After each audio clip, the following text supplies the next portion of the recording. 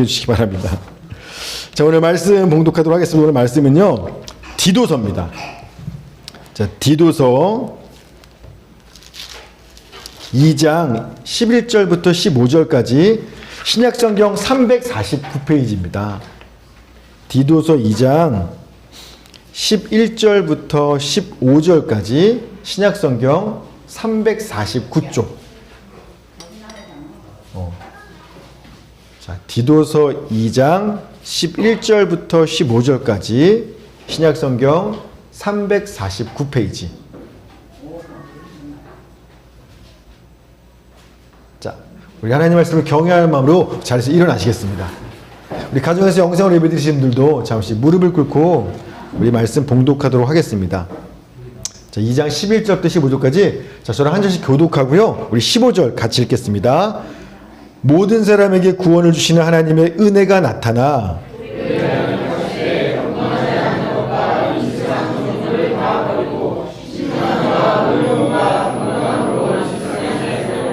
복스러운 소망과 우리의 크신 하나님 구주 예수 그리스도의 영광에 나타나심을 기다리게 하셨으니 그가 우리를 대신하여 자신을 주시는 모든 율법에서 우리를 승리하시고 우리에게 끝까지 하사 천한 일을 대신에 하는 자기 백성에게 되게 하시나. 같이 읽겠습니다.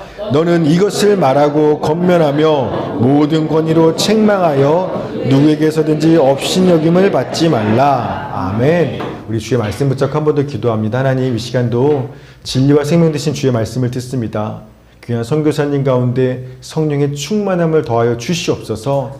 그의 입술을 통해서 전파되는 말씀이 사람의 생각과 말이 아니라 정말 성령의 손에 붙들린 강력한 주의 말씀 되게 하여 주시옵시고, 그 말씀이 우리 심령의 강한 울림으로, 때로는 메스와 같이 날카로운 아픔으로 정말 살아있는 말씀으로 다가오게 하여 주시옵소서. 따라서 말씀을 듣기만 하는데 머무는 것이 아니라 들은 그 말씀 그대로 무릎 꿇기도 하고 일어나서 살아내기도 하는 우리 사랑하는 식구들 모두가 되게 하여 주시옵소서. 감사드리며 예수님의 이름으로 기도했습니다. 아멘. 자, 우리 자리에 앉으시겠고요. 자, 이 시간 우리 김기서 선교사님 나오셔서 말씀 전해주십니다. 우리 파라가이식으로 혹시 임마누엘교회 분위기 좀 날 수 있게 올라라고 인사하면서 맞이할까요? 자, 선교사님 나오실 때 인사하도록 하겠습니다. 올라. 자.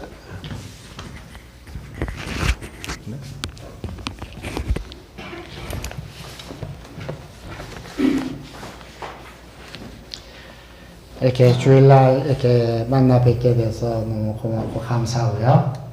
우리 또 특별히 당회장 목사님, 우리 유 목사님께서 또 이렇게 말씀을 전할 수 있도록 이렇게 허락해 주셔서 너무 고맙고 감사합니다. 이제 올라 그랬는데 이거는 그냥 일반적으로 그냥 친한 사람들이 할 때 이렇게 하고 강당산에 올라가게 되면 부에노 디아스 이렇게 점잖하게 해야 됩니다. 부에노 디아, 그게 뭐냐, 좋은 아침입니다, 이런 말입니다. 그리고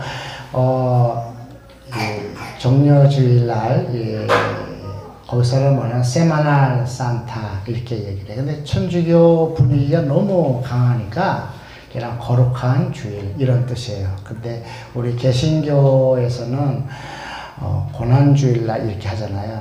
고난이라고 하는 건 수프릴 세마날, 수프릴 세마날 이렇게 얘기를 해요.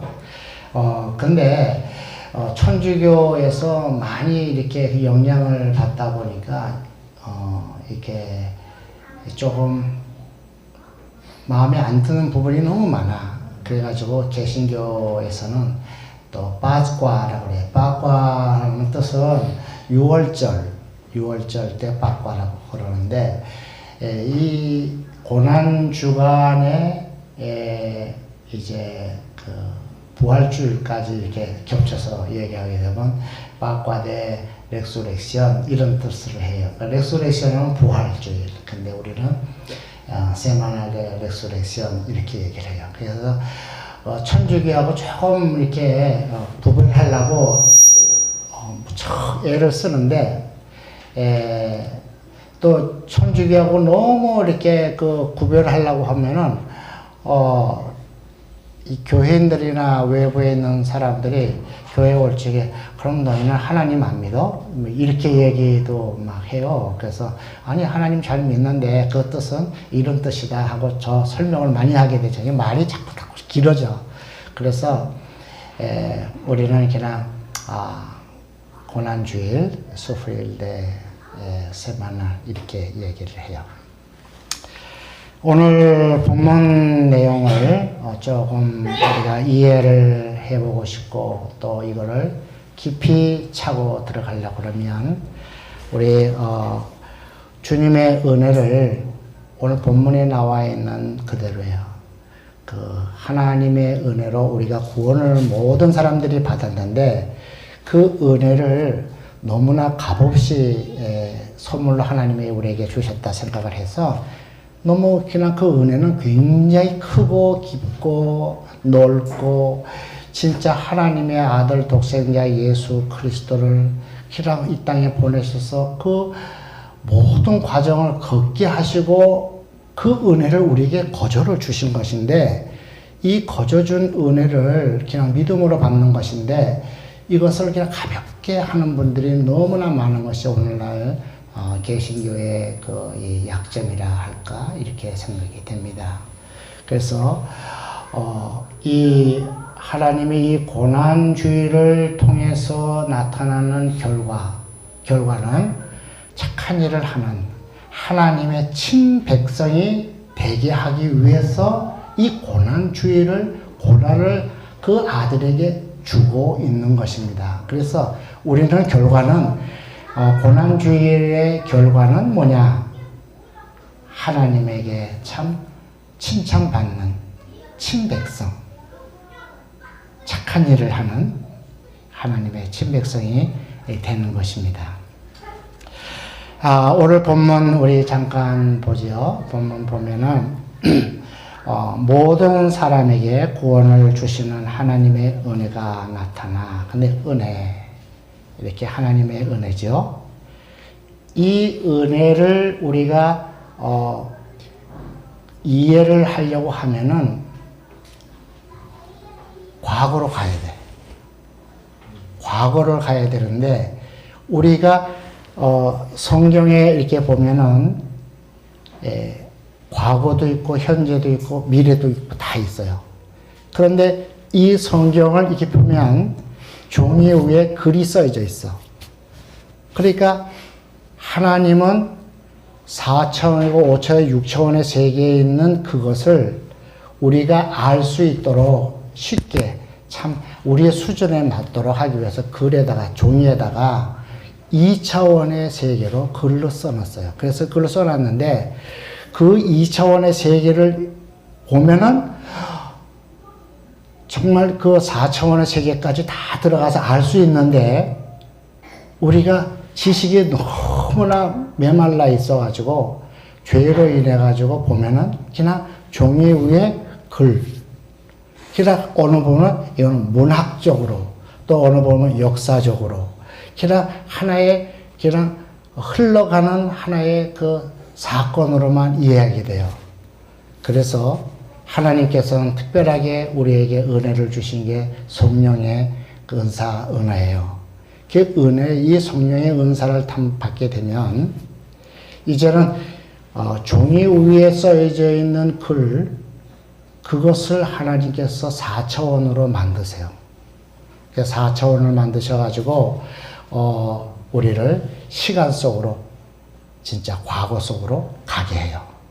이게 하나님의 공동체 안에서 있는 믿음의 열차 또는 이 성경의 본문 나오는 대로 보기도 복스러운 소망의 열차. 자, 그렇게 우리가 하면은 열차를 타면은 어떻게 돼요? 그냥 가만히 앉아 있으면 그냥 그 열차가 가는 대로 가는 거잖아요. 그러면 거기 가면은 그런 일이 있었어. 이렇게 얘기하는 거예요. 요새 파라과이하고 이 한국하고 와서 느끼는 것 중에 하나가 보면은 파라과이는 전철이 없어. 그냥 버스만 타고 아니면 자동차를 타고 이렇게 내가 목적지까지 가요. 그런데 한국에 있는 전철을 한번 딱 타면은 그냥 내가 좋든 싫든 어쩌다가 앞으로만 가. 그죠? 그런데 하나님의 나라의 이 전철은 내가 탁 타면은 그냥 과거도 가고 현재도 가고 미래도 가고 그래요. 자, 근데 이 전철이라고 하는 것을 타고 다니면서 가만히 저는 묵상을 해봤어요. 자, 근데 비가 바깥에 막 오는 날 전철을 탁 탔어. 그런데 나는 목적지까지 가는데 비를 안 맞고 목적지까지 가요. 전철에 타면 그렇다고요. 근데 바깥에는 지금 비가 막 와. 이게 바깥에 있으면 그냥 비를 홈빵 맞으면서 그냥 이 현실 속에서 그냥 헤매면서 그냥 자기가 걸어가든 뭘 하든 이렇게 가야 된다고요. 그런데 오늘 이 이야기는 뭐냐면 복스러운 소망의 열차를 타고 지금부터 6,000년 전으로 가는 거예요. 그래야 이 본문의 깊은 은혜를 깨닫게 될 수 있어요. 이것을 모르면 예수님이 왜 십자가에 못 박혀 죽어야 되는지 그거를 몰라. 근데 우리가 6,000년적으로 지금 가볼 때 우리가 그 믿음 안이라고 하는 그 틀 안에서 타야 되고 이 믿음 안에는 바깥으로 누군가가 침범하지 못하도록 거룩한 틀로 꽉 차여 있어요. 그래서 사탄이 들어오지 못하도록 오직 믿음으로 탄 사람만이 복스러운 소망의 열차를 타고 지금 과거로 가는 거예요. 지금 6,000년 전으로 가는 거예요.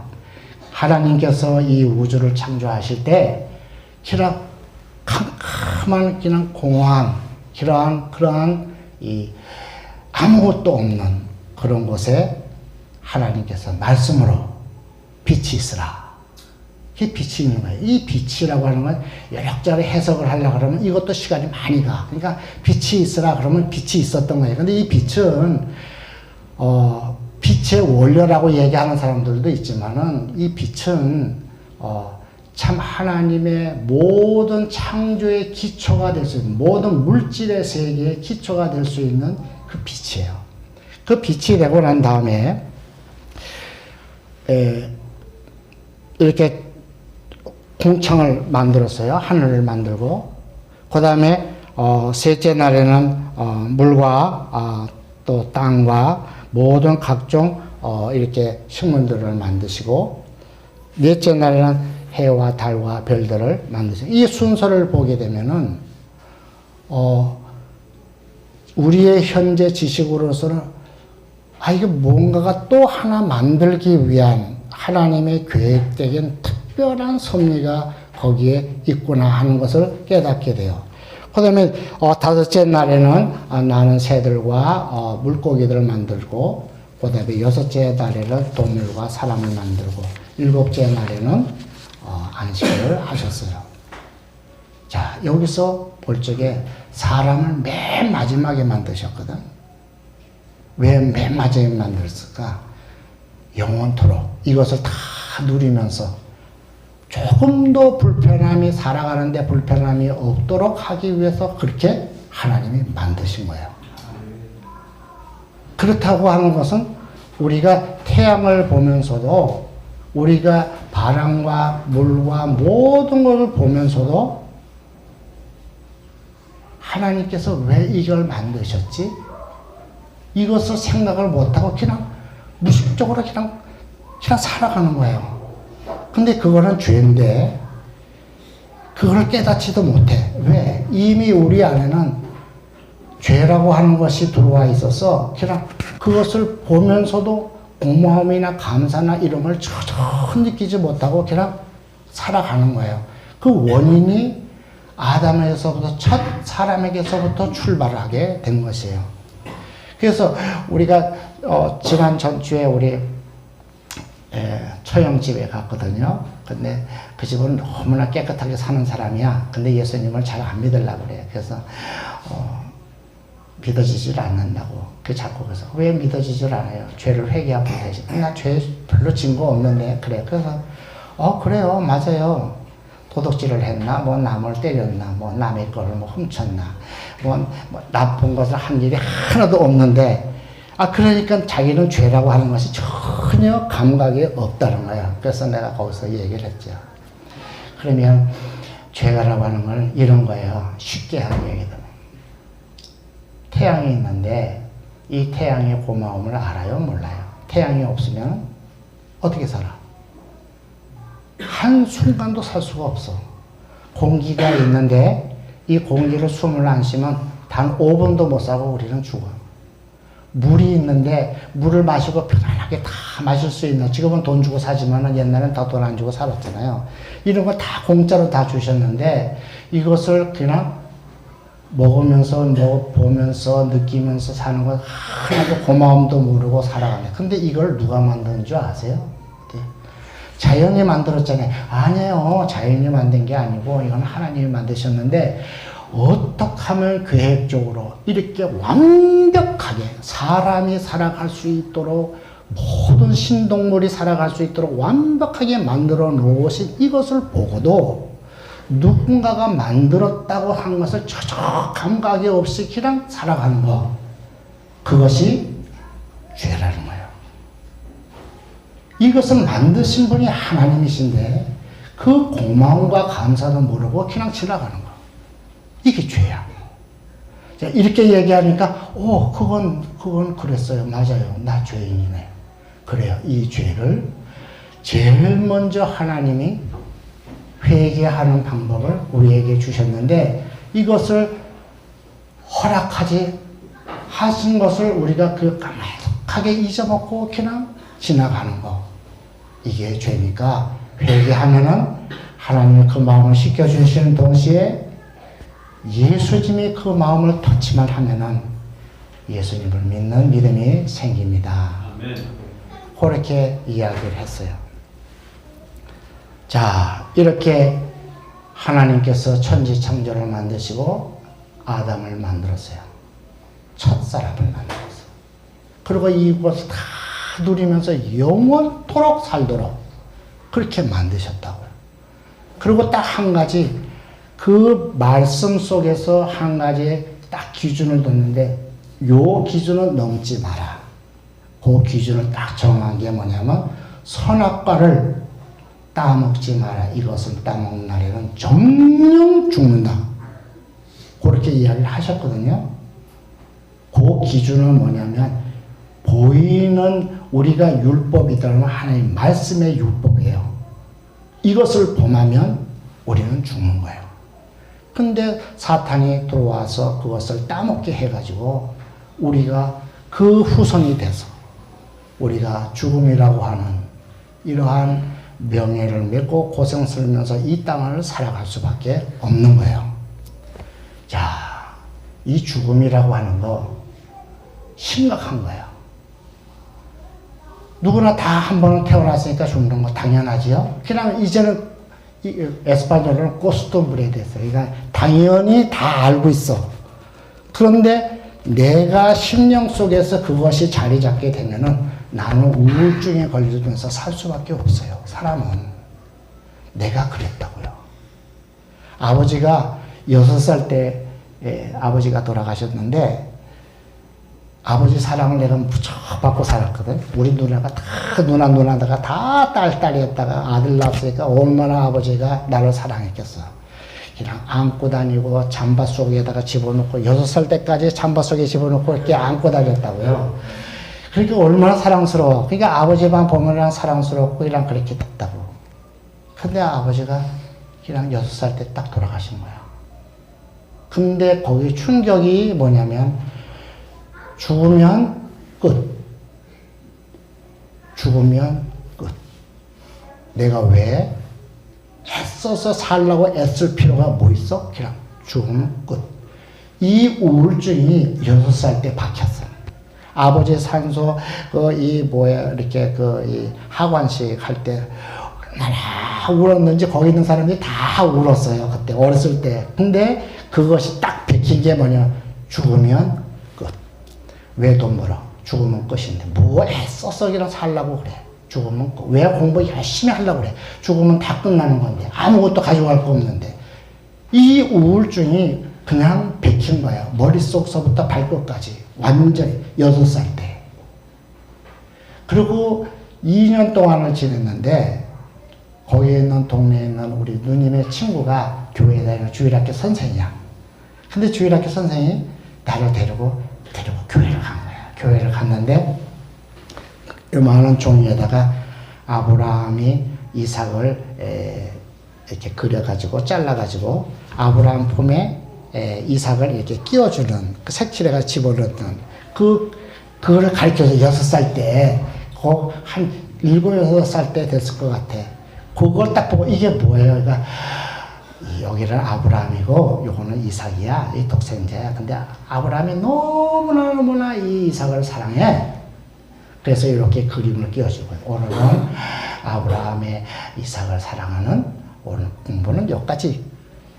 이러면 근데 나는 아버지가 없는데 이 충격이 굉장히 큰 거예요. 근데 나도 아버지가 있다고 하는 것을 그 누나가 가르쳐 주는 거예요. 너 아버지는 하나님이야. 이제 예수님 믿으면 이제 하나님이 너의 아버지가 되는 거야. 이걸 가르쳐 준 거예요. 근데 주 6살, 7, 8살 때 그 믿음이 쭉 이렇게 자라가면서 살아가요. 자, 가만히 보세요.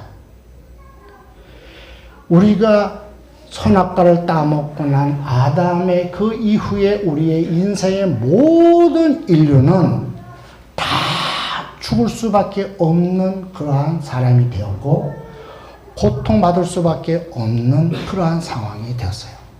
아무리 돈을 많이 벌어도 아무리 내가 행복하게 산 것 같이 보였어도 딱 뒷면만 딱 돌아서 딱 보면은 자기도 모르는 두려움이 있어.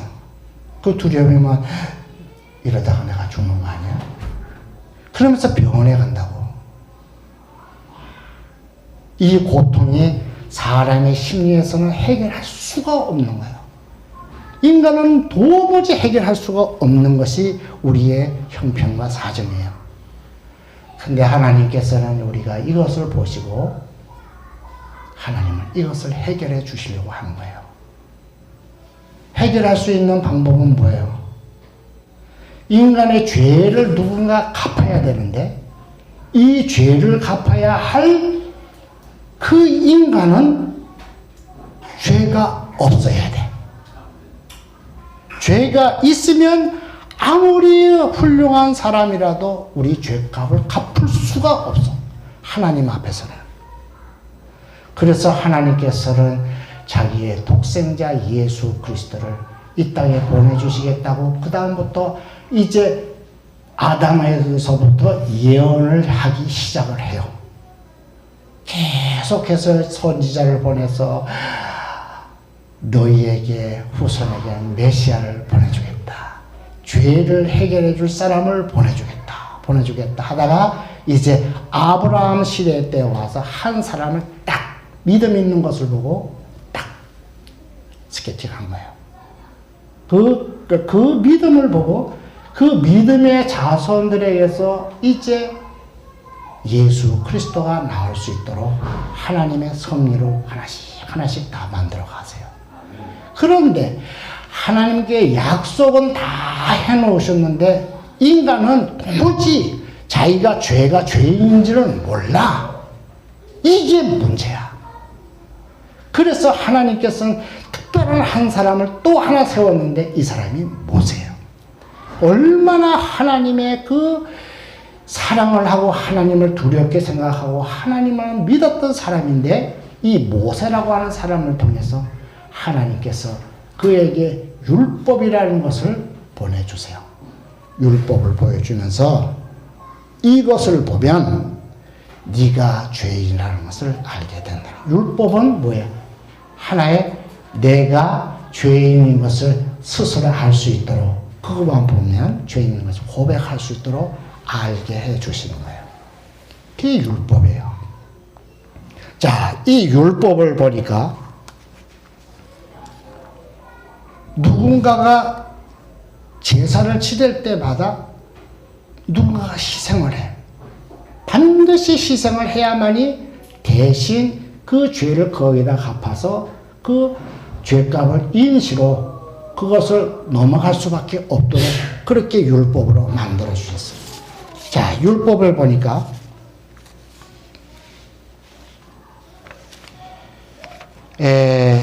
우리 율법에 보기 전에 우리 한번 보죠. 누가복음 1장 35절에 보면 조금 뛰어넘으세요. 그 보면 천사가 대답하여 가로되 성령이 내게 임하여 지극히 높으신 이의 능력이 너를 덮으시리니 이러므로 나실 거룩한 자는 하나님의 아들이라 일컬음을 받으리라. 여기에서 나실 바 거룩한 자는 하나님의 아들이라, 요게 얘기할 때는 죄가 없는 하나님의 아들을 이 땅에 보내주시겠다. 근데 여기서 조건은 뭐예요? 성령이 임하면. 우리에 태어난 거는 엄마 아버지가 결혼해서 나를 낳은 거예요. 어떻게 남자 여자에서 그 후손이 모든 유전자는 다 죄를 갖고 태어났어. 근데 예수님께서 그 유전자는 뭐냐면 성령이에요. 성령 하나님에 의해서 마리아를 통해서 낳게 하신 거예요. 근데 이 메시아는 죄가 없어요. 그래서 우리가 대신해서, 그가 대신해서 제물이 되줄 수 있는 조건을 갖출 수 있게 된 것입니다. 그분이 하나님의 아들이에요. 자, 근데 이 제물이 있다고 하는 것을 율법으로 이렇게 보면은 선지자를 통해서 보거나 율법을 보면 어린 양으로 이렇게 표현을 하게 돼요. 자, 우리가 그 율법으로 가기 전에 먼저 히브리서 10장 1절에서 15절 우리 한번 읽어보겠습니다. 우리 한번 읽어볼까요? 1절에 보면 율법은 장차 오는 좋은 일의 그림자요 참 형상이 아니므로 해마다 드릴 바 되는 제사를 이루는 자를 부족해 할 수 없느니라. 1절만, 우선 1절만, 거기서 1절 보면, 여기서 보면, 율법은 장차 오는 좋은 일의 그림자여 참 형상이 아니므로, 그렇게 딱 되어 있잖아요. 그죠? 그러니까, 율법으로는 구원을 받을 수가 없는 거야. 그러니까, 율법은 뭐냐면, 참 좋은 것의 그림자야. 그러니까, 참 좋은 것은 뭐야? 참 제물에 대한 그림자. 참 제물에게 갈 수 있는 그림자를 우리에게 주신 거예요. 그러니까 율법을 딱 보면은 내가 죄인이라는 것을 알게 돼요. 그러면 나는 깨끗게 하기 위해서는 누군가가 이 제물이 되어서 죄가 없는 제물은 내 죄를 대신 갚아줘야 할 그분이 있겠구나 하는 것을 이 모세 때 암시적으로 가르쳐 줬던 거예요. 그것을 히브리 기자가 이것을 쫙 줄여가지고 한마디로 딱 이렇게 딱 간추려 놓은 거예요. 여기서 보니까 여기 나실 바 거룩한 자는 하나님의 아들이라. 이 말은 대성물이 되어줄 하나님의 아들이라. 그런 말로 해석하게 되는 거예요. 그 다음에 2절부터 계속해서 읽지요. 그렇지 아니하면 성민자들이 단번에 정을 기회에 다시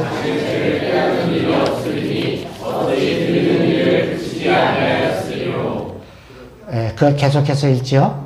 그러나 이 제사들은 해마다 죄를 생각하게 하는 것이 아니니 이는 황소와 염소의 피가 능히 죄를 없애야 하느니라. 그러므로 세상에 임하실 때에 가라사대 나는 이 제사와 제물을 원치 아니하시고 오직 나를 위하여 한 몸을 예비하셨도다. 5절까지 되어 있죠. 끝까지 다 읽지요. 예. 전체로 언제와 세계를 하지 아니하시나니 이에 내가 말하기를 하나님이여 보시옵소서. 그러나 책에 나를 가리켜 주는 것과 같이 하나님의 뜻을 하나님과 하시니라. 이에 말씀하시기를 제사와 기물과 전체로 언제와 세계를 원수하고 기뻐하지 아니하시나 하셨고 이는 다 율법을 따라 드리는 것이라. 그의 말씀하시기를 보시옵소서. 내가 하나님의 뜻을 행하러 왔나이다 하셨으니 이 첫 것을 하심은 둘째 것을 세우려 하심이라.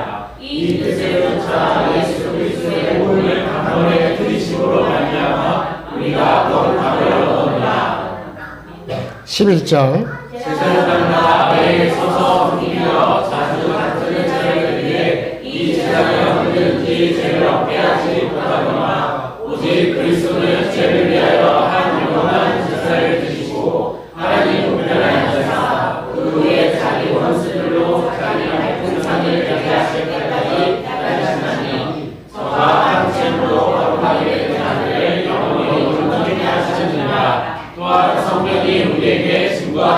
예, 맞습니다. 하나님께서는 우리의 죄를 해결하기 위해서는 사람이 필요한 것이지 동물이 아니에요. 그래서 수많은 양들이 많이 희생을 됐어도 임시로 예수님이 오시기 전까지 이것을 계속해서 알게 하게 하는 방법이에요. 그러나 너는 죄인인데 대신 죽어야 할 짐승이 필요했다, 임시적으로. 그런데 이제 예수님이 오시면 이것이 다 없어지고 새로운 법으로 이제 너를 거듭나게 해주는, 깨끗게 하는 하나님의 산 제사의 그 제물이 되는 그 예수님이 우리의 죄를 다 갚고 해결해 주신다고 하는 하나님의 약속이면서 이루신 일이에요. 그것을 예수님이 그 일을 하기 위해서 왔다고 이야기합니다. 9절 우리 다시 한번 보지요. 9절 그 후에 말씀하시기를 보시옵소서. 내가 너희의 뜻을 행하려니와 이것이 그 첫 것을 빼앗으면 둘째 것을 세우려 하심이니라. 내가 하나님의 뜻을 행하려 왔는데 뭐냐? 첫 번째 거는 율법에 대한 것은 이제 폐하고 두 번째 것 이것을 세우려 하는데, 이건 은혜의 법으로 우리를 연결시켜 주려고 예수님이 이 땅에 오셨다. 근데 이 한 번 예수님 십자가의 제물이 되어서 돌아가심으로 인해서 이 제사는 이제는 구약에 있는 모든 과거에 있었던 점은 다 폐해지고 단 한 번으로 이제 믿기만 하면 이제 그 은혜가 내게 임하여져서 죄 사함을 받는 하나님의 은혜로 우리가 살 수 있는 기회가 된다는 사실입니다. 자, 그러면 조금 우리 한번 구약의 법을 조금 더 깊게 한번 들어가 봐야 예수님이 십자가에 돌아가신 그 이유를 좀 알 수가 있어요. 자, 예수 그리스도는 하나님과 나와의 관계가 막혀져 있었던 그거를 이제 십자가의 제물이 돼서 그거를 막혔던 것을 그 담을 허무시고 우리가 하나님을 아버지라 부를 수 있는 교통의 길이 열린 거예요. 이거를 화목제라 그렇게 해요. 그래서 예수님이 성경에 보면은 예수님이 십자가에 못 박혀 두는 것은 우리의 화목제로 우리에게 주셨고 이런 말들이 많이 나오죠. 그 화목제. 그런데 구약의 법에는 총 9개의 방법으로 하나님 앞에 제사를 드렸어요.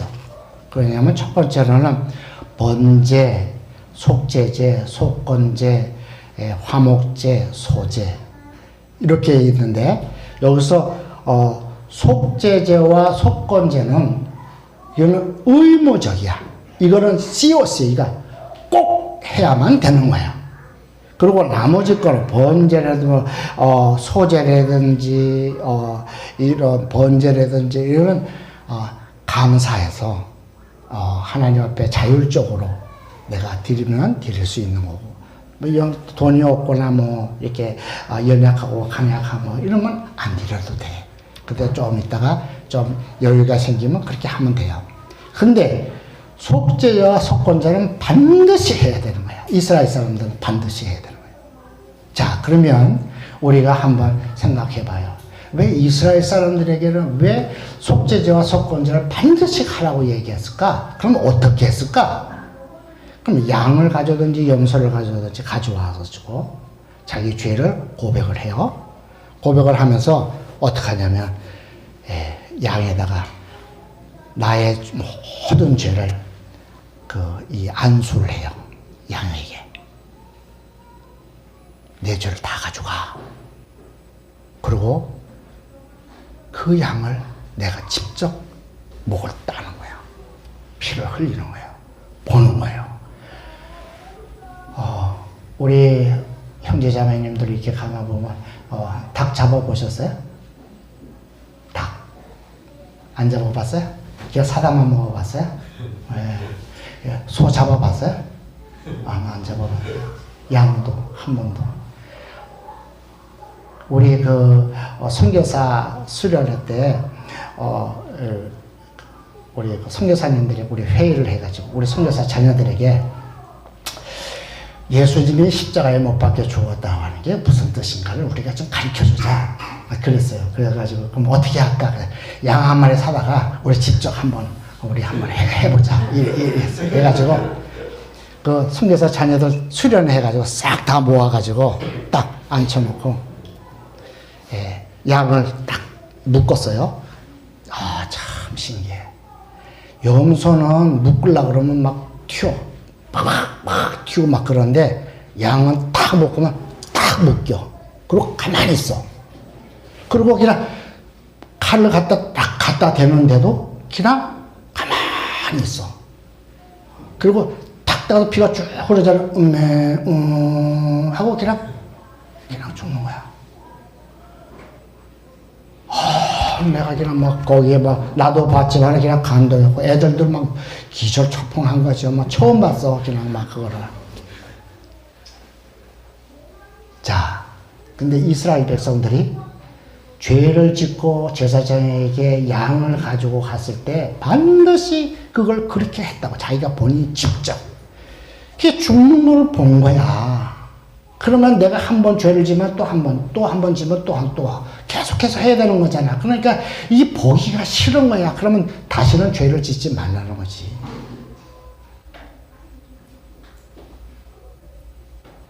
그러니까 이 죄라고 하는 것이 얼마나 무서운 거예요. 내가 대신 이 양이 죽은 거야. 얼마나 그냥 마음이 아파. 우리 조그만 애들을 그냥 양하고 놀던 아이들이잖아요. 다들. 그게 양도 놀고 동물들하고 같이 놀는데. 근데 그것만 죽어도 그냥 막 가슴이 아픈데 자기가 안수해가지고 목을 탁 따가지고 피가 쭉 흐르는 거야. 그것을 본인이 한 사람 한 사람 이스라엘 백성들에게 알게 했어. 그 알게 해줬는데도 끝까지 왜 양이 예수 그리스도라고 하는 것을 이해가 안 되는 것은 성경이 그들에게 임하지 않았기 때문에 그래요. 그래서 세례 요한은 세상을 즐거워지목하는 저 어린 양을 보라. 가르쳐 주신 거예요. 예언해 주시고 보게 하시고 알게 하신 거예요. 그 예수님이 십자가에 못 박혀 돌아가셨을 때 어린 양처럼 그렇게 돌아가시는 건데, 자, 생각해 보세요. 예수님이 죄 있다 그랬어요? 죄 없다 그랬어요? 죄 없다 그랬잖아요. 그럼 십자가에 못 박혀 돌아가시죠. 억울해요? 안 억울해요? 억울해요. 여러분들 저기 그 전철 타고 지나가다가 누군가가 한번 아무 이유도 없이 얼굴 한번 귀싸대기 한 대 맞으면 어떻게 해요? 그냥 왜 그래? 이러면서 그냥 뭐 그러잖아요. 저 이상한 사람이라도 그냥 막 한마디 하잖아요. 그죠? 아유.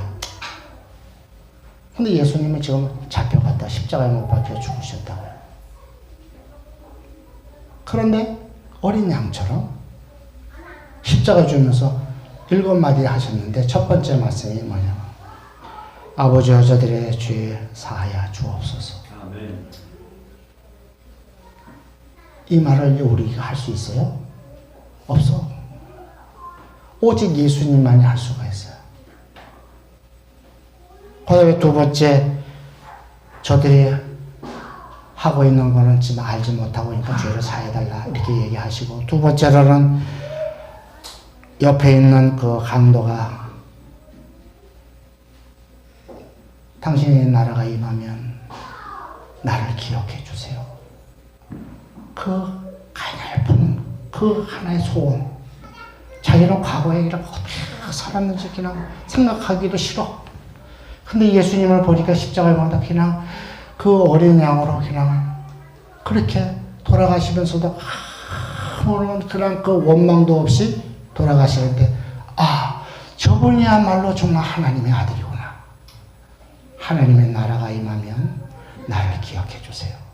그때 예수님이 하시는 말씀이 네가 나와 오늘날 나와 이게 두 번째 말이에요.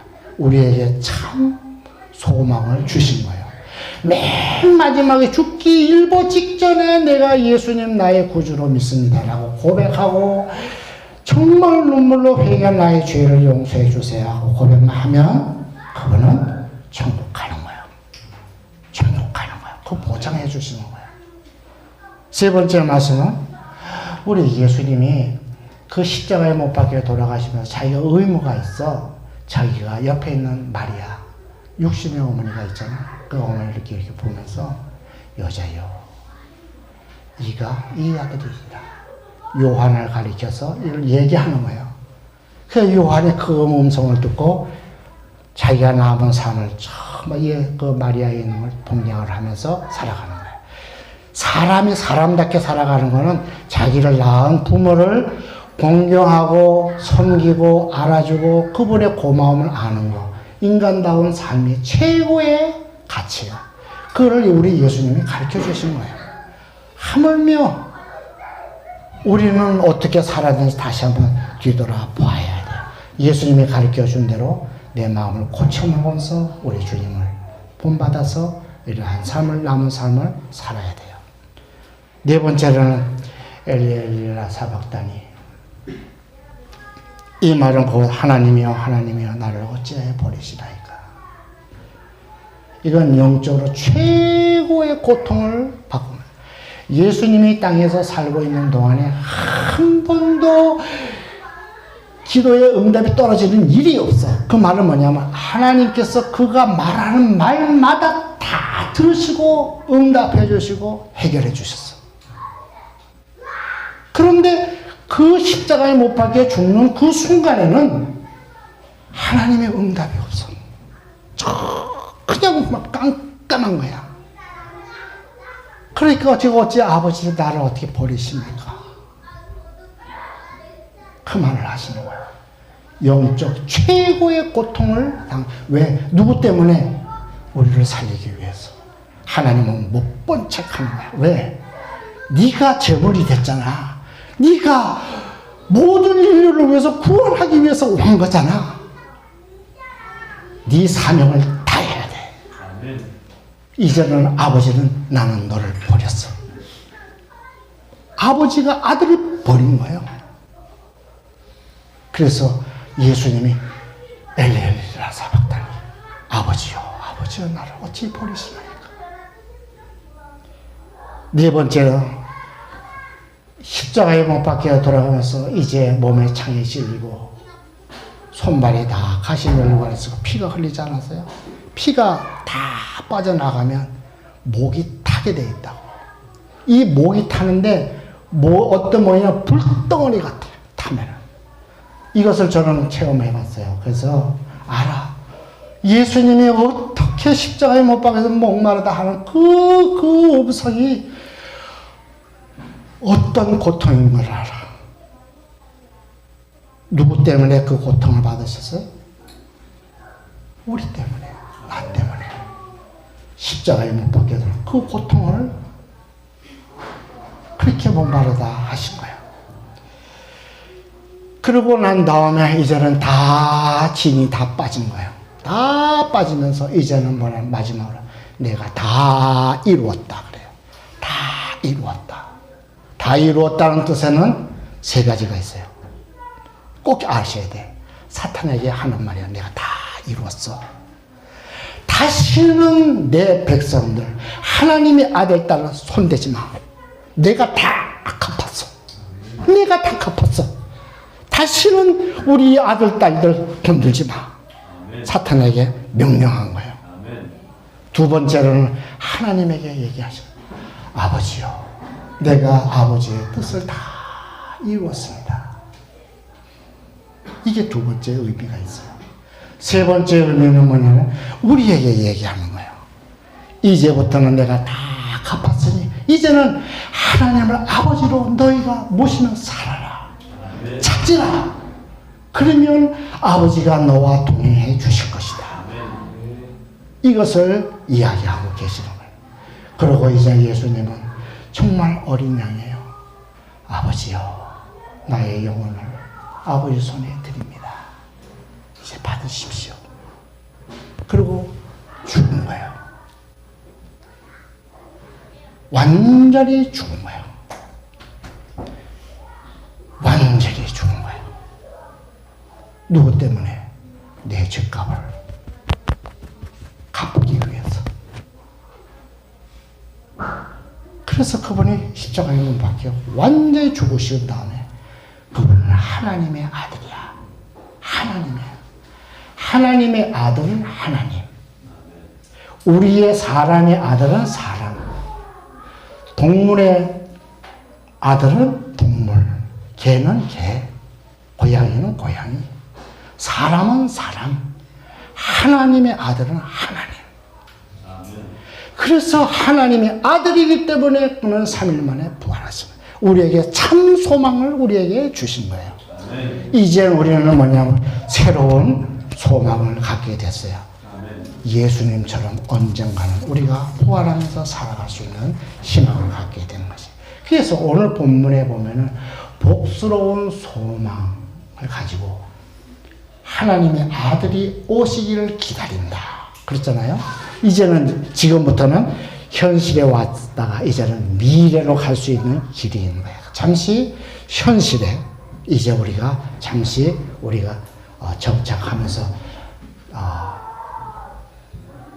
커피도 한 잔 마시고 차 안에서 요새는 전철 안에서는 하나도 못 팔게 돼 있더라고요. 나 그거 보고 깜짝 놀랐어요. 전번에는 8년 전에 왔을 때는 뭐 막 팔기도 하고 막 그랬는데 하나도 없더라고.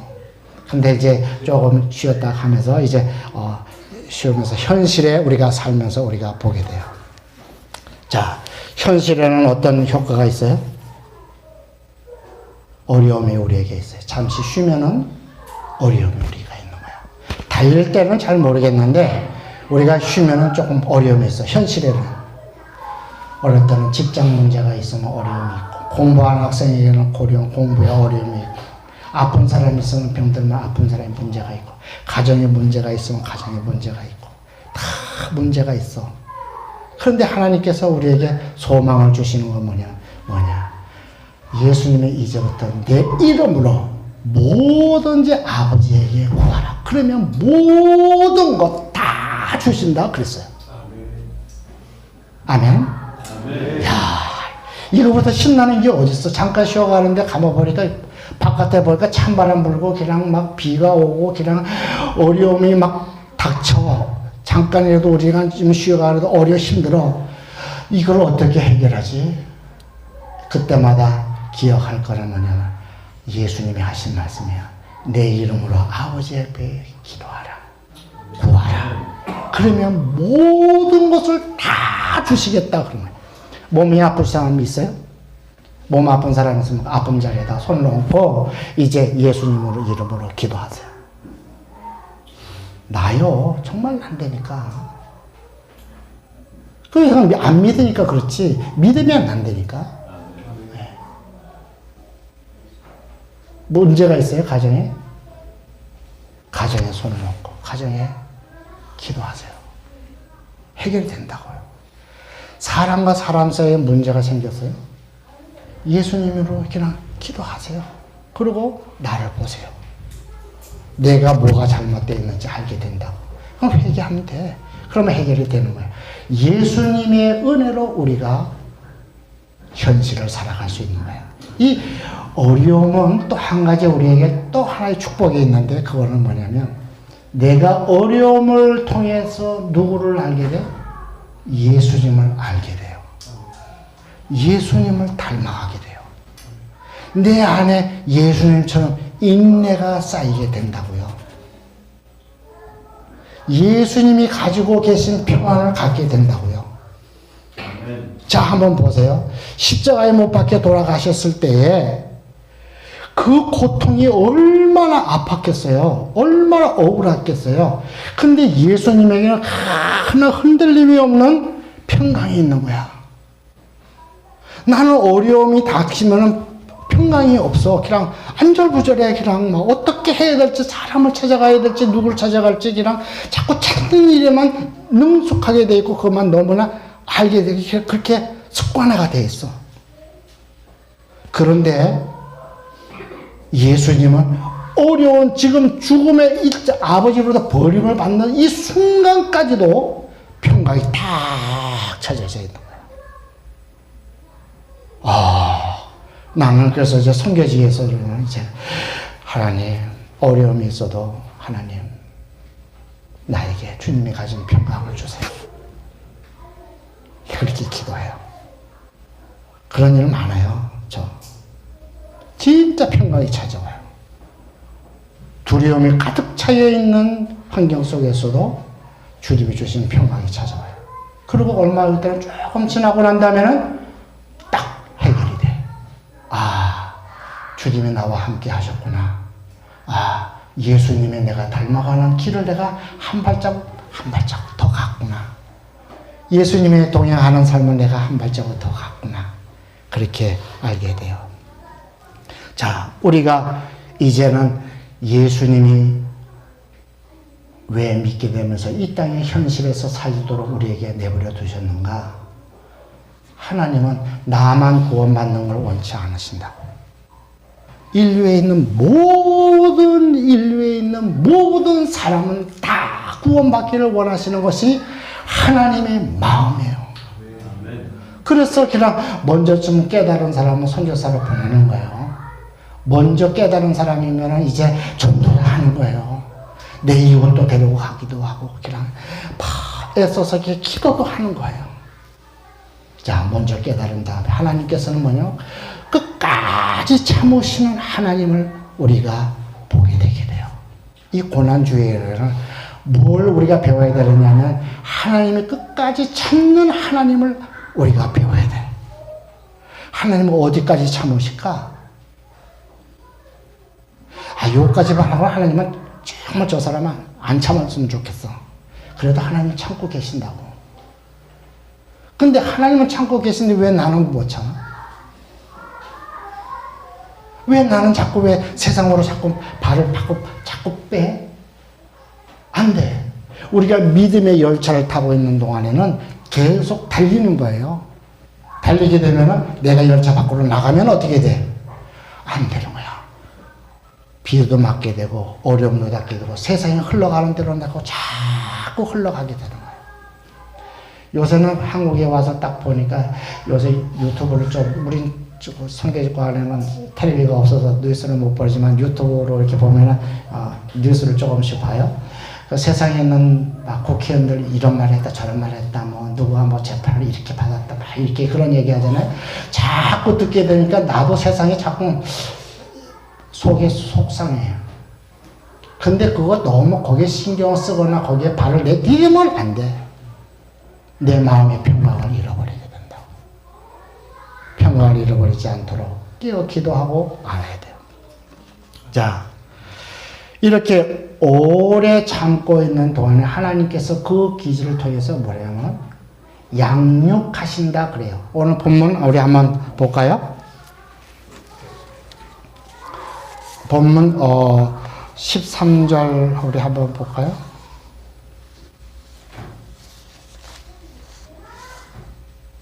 13절에 보면 12절에 보면 우리를 양육하시되 경건치 아니한 것과 세상의 정욕을 다 버리고 끈신함과 의로움과 경건함으로 이 세상을 알고 여기서 양육이라고 하는 말이 나오죠.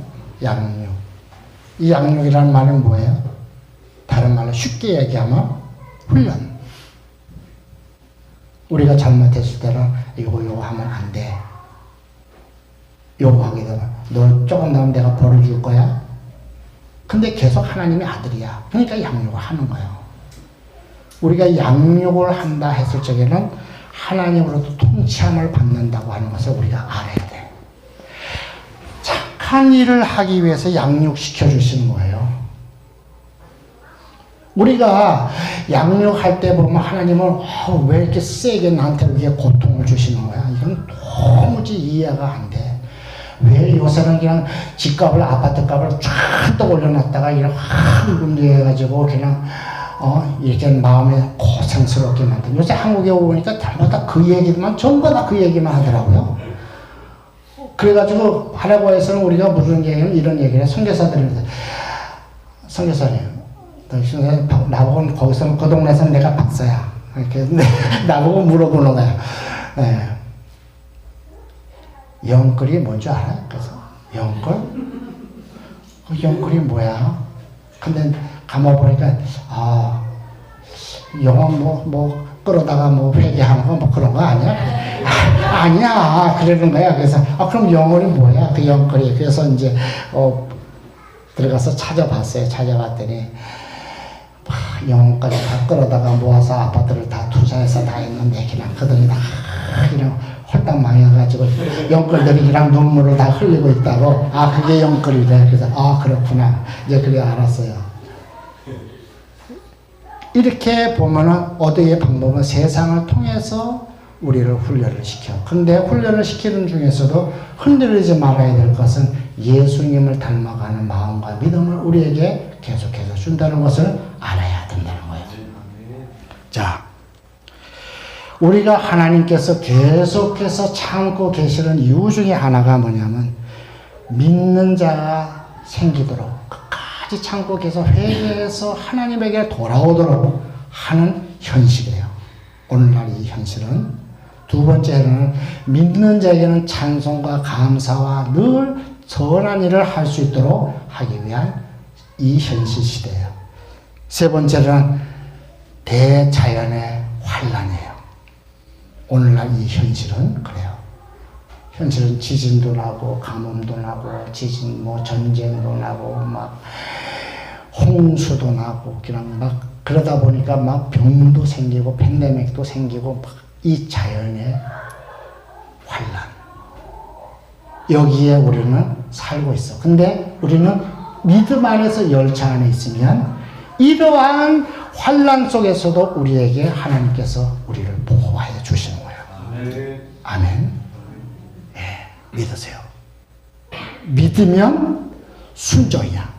그 말씀 따라 내가 순종하면 바로 그것이 기적이 우리에게 나타난다는 것을 믿으시기 바랍니다. 이러한 이 세 가지가 지구상에 다 엉켜져 있어. 믿지 않는 자들이 회개하고 기다리는 하나님의 마음과 믿는 자들이 하나님의 찬송 찬양하는 것과 자연의 환란과 이것이 다 엉켜져 있어. 이렇게 한순간에 우리가 지금 현실 속에서 살고 있는 거예요. 이것이 요한계시록에 그대로 기록되어 있어. 근데 요한계시록에 보면은 하나님의 백성들은 하나님께서 보호하고 계시는 것을 절대적으로 보고 있는 것을 알게 돼요. 믿지 않는 자들에게 그 증벌이 나타나는 것 뿐이야. 그러니까 두려울 거 하나도 없다고요. 그러니까 열차 안에서, 믿음의 열차 안에서, 복스러운 소망의 열차 안에서 내리지만 않으면 되는 거야. 그러니까 교회생활, 신앙생활, 교회 안에서 열심히 잘 하시기 바랍니다.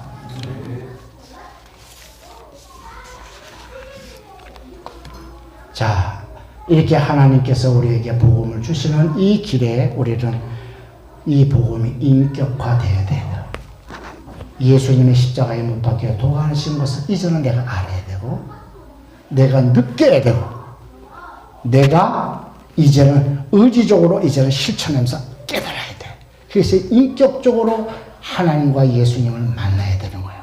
십자가에서 만났을 때 비로소 내가 십자가의 그 고통이 내 몸에 하나씩 하나씩 새겨주시는 거예요. 그것이 우리가 현실에서 우리가 훈련을 받게 되는 것이고, 이것이 양육을 받게 된다는 사실입니다.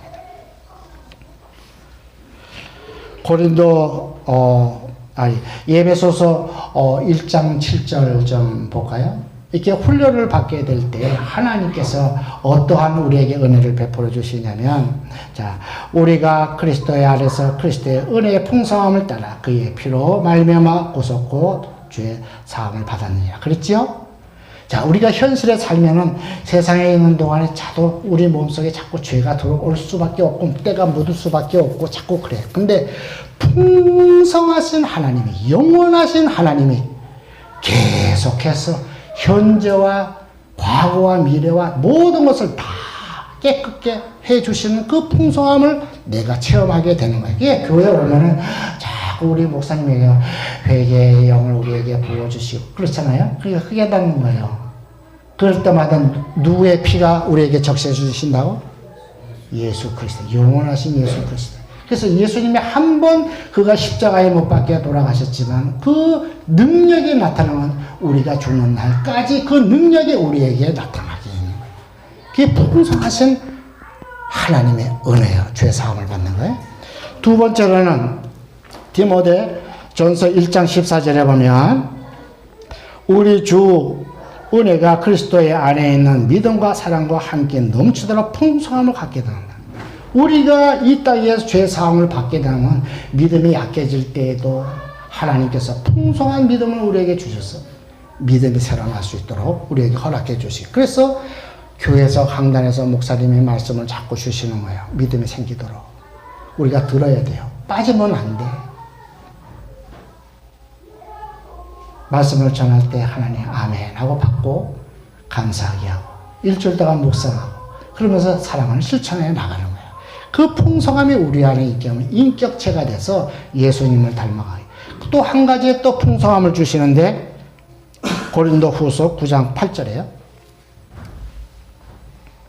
하나님의 능히 모든 은혜를 너희에게 넘치게 하시나니 이는 너희로 모든 일에 항상 모든 것이 넉넉하여 모든 착한 일을 넘치게 하게 하십니다. 하나님은 우리에게 이 땅 현실에 살면서 그냥 약하게 살라고 허락하지 않아요. 하나님의 백성이기 때문에 넉넉하게 주신다고요. 이것을 때문에 믿고 우리는 성교사를 나가는 거예요. 그냥 막 그런 재미가 있어. 아무것도 없는 것 같이 보이지만은 하나님께서 기도하면 뭔가 어지가 누구든지 이렇게 해가지고 뭐 이렇게 해결이 돼서 착한 일을 할 수 있도록 만들어 주셔. 넉넉함을 우리에게 주신. 우리가 선교사뿐이 아니에요. 하나님의 친 백성들에게는 그렇게 해주신다고요. 그러니까 하나님께서 여러분들이 아침에 직장에서 일을 하실 적에 무슨 일을 하세요? 그냥 기도할 때 그냥 오늘 하나님 나 도와주시고 동행해 주시고 안전하게 지켜주시고 이렇게 하지 마시고 하나님 내가 이거를 통해서 선한 일을 많이 할 수 있도록 넉넉함을 풍성함을 마음과 생각과 우리의 물질도 주시옵소서. 그러면 물질도 주시는 하나님의 그 은혜를 체험하게 되는 것입니다.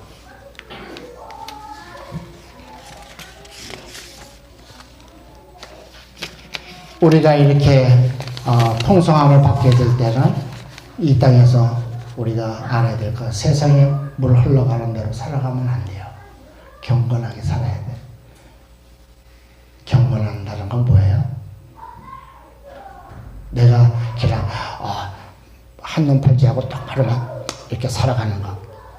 이것도 경건이라고 얘기할 수 있지만은 경건이라고 하는 건 영적으로 얘기하면 하나님과 동행하는 게 경건한 거예요. 말씀과 함께 내가 동행하는 거예요. 기도와 함께 동행하는 거예요. 찬송과 함께 동행하는 거예요. 이것이 경건한 크리스찬이에요. 이렇게 경건하게 살면 하나님께서 우리에게 네가 옳다. 잘했어. 내가 더 줄게. 더 풍성한 것으로 너에게 채워줄게. 이제 너는 내 백성이야. 내 아들, 딸이야. 흔들리지 마. 담대하게 살 수 있어. 이 세상을 이길 수 있어. 그렇게 우리에게 허락해 주신 것입니다. 이렇게 영적 성장에 되어 가면 갈수록 이제는 나도 모르는 사이에 조금씩 예수님의 흔적들이 내 몸에 생기면서 예수님을 닮아가는 거예요. 예수님을 닮아가는 거예요. 이렇게 보면은 어떻게 보면 목사님은 그냥 조금 달리 보여요. 그래요. 왜요? 어느 날 고생을 해가지고 지금 얼굴이 좀 검부셔도 검소도 많고 많이 생기는데 아니요. 이렇게 옆에만 있어도 그냥 뭔가가 그냥 푸근한 느낌이 들어요. 성경에서 그런 얘기는 너무 많이 들어요. 근데 나도 모르게 조금씩 주님을 닮아가는 하나의 증거가 아닌가 이렇게 생각해봐요.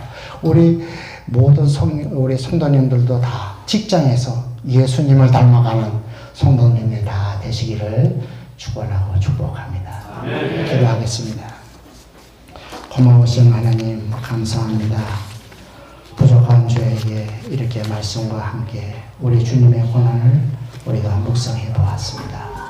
이제 남은 삶은 친백성으로 이 땅에 살게 하게 하시고 이제 하나님의 백성으로서 담대하고 하나님을 찾게 하시고 하나님을 아버지라고 부르는 믿음의 사람들이 다 되게 하시고 어디를 가든지 풍성함으로 아버지와 사람과 사람 사이에 대하게 하시고 또 교회를 섬길 수 있도록 은혜를 베풀어 주시고 축복해 주옵소서.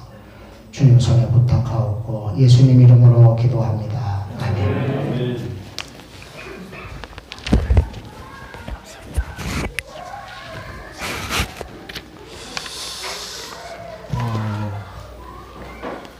여러분 해리포터 아십니까? 해리포터에 보면 열차가 있죠. 그 열차가 결국에 어디로 가요? 호그와트로 가죠. 그 호그와트에 출발했겠죠. 호그와트에서 보낸 거죠. 자기 학생들 다시 호그와트로 데려오려고. 여러분 똑같아요. 선교사님 말씀하신 것처럼 복된 소망의 열차 하나님께서 그 예수 그리스도 이 땅에 보내셨잖아요. 이유는 하나죠. 그 열차 타. 그래야 내게로 데려오려고.